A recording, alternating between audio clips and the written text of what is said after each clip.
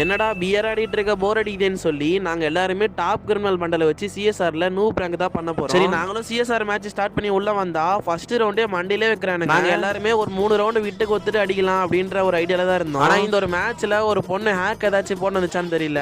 சும்மா தலையை காட்டினாலே போதும் 3 பேருமே ஒன் டாப் மட்டும் தான் அடிக்குது. சரி நம்ம அடுத்த ஒரு ரவுண்டு தான் விட்டு குத்து அடிக்கலாம்னு நினைக்கும் போது தான் ஐடி வர லைன் பண்றானுங்க. என்ன பண்றதுனே தெரியல. அதுக்கப்புறம் எப்படி ஐடி லைன் பண்ணி உள்ள வந்துருவேன். உள்ள வந்து பார்த்தா எல்லாருமே செத்து போயிடுவானுங்க. லாஸ்ட் நான் ஒருத்தன் தான் இருப்பேன். நான் ஒருத்தன் தான் இருக்கேன்னு பார்த்தா என்னையும் அடிச்சிருவானுங்க.